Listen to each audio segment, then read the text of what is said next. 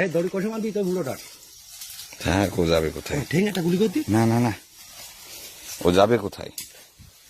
পুরনো গল্প, তবে ভিন্ন রকমের গল্প।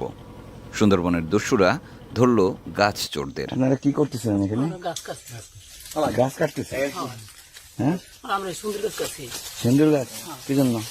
গাছ আমরা বিক্রি করে খাওয়া।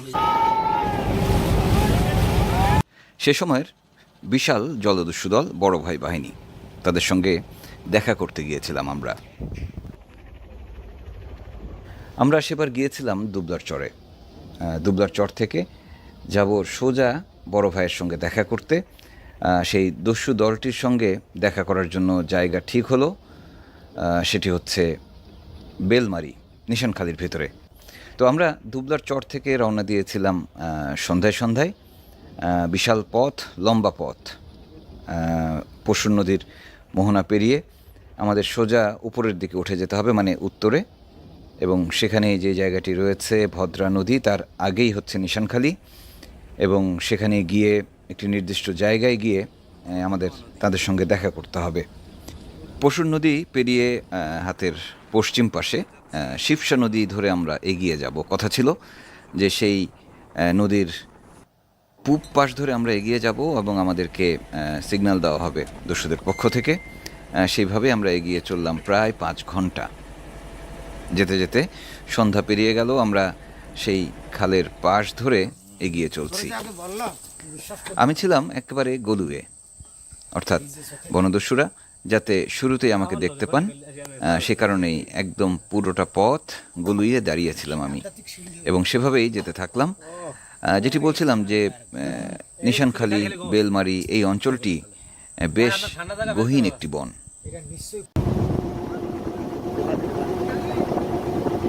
পথে কয়েকজন জেলের সঙ্গে দেখা হলো, কিন্তু তাদেরকে কিছুতেই বুঝতে দিলাম না আমাদের লক্ষ্য এবং উদ্দেশ্য। যাই হোক, আমরা এগিয়ে চললাম এবং শিবসা নদীর পাশে নিশানখালির কাছাকাছি একটি জায়গায় আমাদেরকে সিগন্যাল দেওয়া হলো। আমরা সেখানে নামলাম ট্রলার থেকে এবং জঙ্গলের ভেতর দিয়ে হেঁটে চলে গেলাম বনের ভেতরে। হ্যাঁ, ও যাবে কোথায়? ঠিক একটা গুলি করতি। না না না, ও যাবে কোথায়?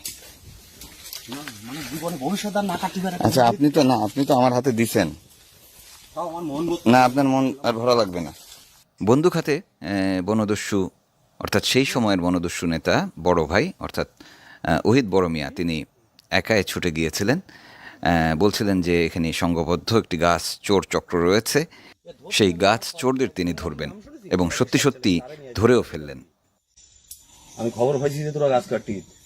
আজ আমি 3-4 দিন আমারও তুলছেন, আমি ধরছি তাই। হ্যাঁ, বন্দুকটা সামনে দেবো না, দিবেন তো, আপনি তো বড় ভাই। আপনারা কি করতেছেন এখানে? গাছ কাটছি। গাছ কাটতেছে। হ্যাঁ, আমরা সুন্দর গাছ কাটছি। সিন্দুর গাছ কি জন্য? গাছ আমরা বিক্রি করে খাওয়া। এটা তো চুরি। আমার একটা কিরা উঠছে। হ্যাঁ, এটা চুরি না? এই সুন্দরবনের গাছ চুরি করা ঠিক? বলেন, উত্তর দেন, কি বলে? কি জন্য? পেটের দায়ে মাছ ধরা যায় না? মাছ তো পাই না। মাছ পায় না মানে? কথা আসতে বলে ওদিকে আরো 6টা আছে। ওরা তখন আওয়াজে আছে। আমার হাস পাইনি, হাস পাইছি।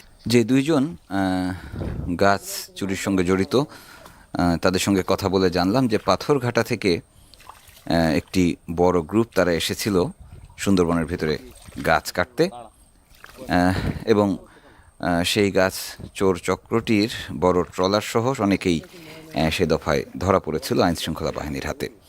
যাই হোক, আবারও গল্পে ফিরে যাই। সেই রাতে আমরা বনদস্যু বড় ভাই বাহিনীর সঙ্গে ছিলাম, তাদের ট্রলারের ভেতরে ছিলাম, বেশ আড্ডাও দিয়েছিলাম। হ্যাঁ, আমি বললাম কি মেসেজ দিবা, বললো কি যে ইংরাজিতে লিখে দিবা নি। আমি বললাম কি যে ইংরাজিতে লিখে দিলি তো হবে না, ইংরাজি আমি লিখতে পারি, পড়তে পারি না, আর বাংলা পড়তে পারি, লিখতে জানি না। এখন ওই লোক তো করছে যে কোন ক্লাসে কোন স্কুল, যে কোন স্কুলের লেখাপড়া, যে বাংলা ভর্তি পারি লিখতে পারি না, ইংরাজি ভর্তি পারি ইংরাজি লিখতে পারি ভর্তি পারি না। আমি একটা ক্যালি আছে। ক্যালি? ক্যালিটা কি? একটা ক্যালি আছে, এই ক্যালি সবাই জানে না। এখন কি জীবন এই ক্যালিটা আমি জানি না। এই এই কেউ কেউ জানে। প্রথম শুনলাম এই ক্যালিটা শিখাইছি আমি। টোনার পরে ওই লোক এখন মেসেজ আমি পড়ি, আমি লেখি ইংরাজিতে, আমি ইংরাজি লিখতে পারি পড়তে পারি না, তাহলে মেসেজ দাও সব ইংরেজিতে। আমি ইংরাজিতে দিই আর ওই বাংলায় দেয়। বলো কি কোন লোকে তো এরকম আজব লোক, আমি তা ও দেখিনি। যে সময় এই মেসেজ দেয় তোমার মটকাটা গরম হয় না? মটকা গরম হবে কেন? এত একটা আন্তরিকতার সাথে এগুলো চলে, ভালো লাগে। হ্যাঁ একটু ওই সময় কাটালাম আর কি। আর বিয়ান যদি এই খবর জানতে পারে তাহলে কি হবে? মটকা গরম কালি নষ্ট হয়ে যাবে। আমি তো বিয়ানের দলে, আমি তো আর তোমার দলে না। এই সারছে সব গোমর ফাঁস হয়ে গেল। গোবর ফাঁস। তখন একটা গান হোক, তাহলে ওই গানটা দিলো ভাই। একটা গান হোক।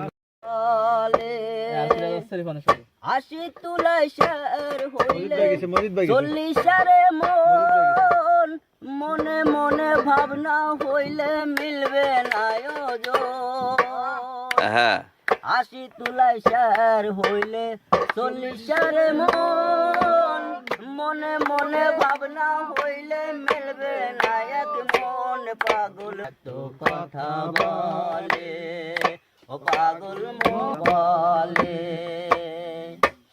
আমি চাই যত মনকে বুঝাতে, মনে চাই রঙের ঘোড়া দাবড়াইতে। বড় ভাই বাহিনীর একজন সদস্য ছিলেন গোলাম মাঝি। তার সঙ্গে আগেও হয়তো পরিচয় করিয়ে দিছি আপনাদের, কিন্তু আবারও বলি, সোজা ডান পাশে যেই মানুষটিকে দেখছেন তিনি হচ্ছেন গোলাম মাঝি।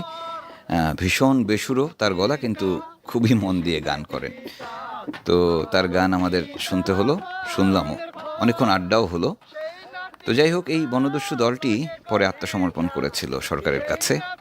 তারা তাদের অস্ত্রগুলি সব জমা দিয়ে দিয়েছিল এবং তারা সবাই স্বাভাবিক জীবনে ফিরেছেন। আর ডান পাশে যাকে দেখছেন তিনি সেই দস্যু নেতা বড় ভাই।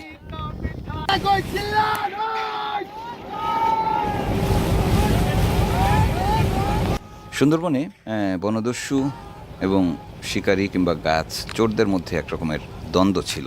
এক রকমের চোরদের, অর্থাৎ শিকারী এবং গাছ চোরদের অভয়ারণ্যে পরিণত হয়েছিল এই সুন্দরবন।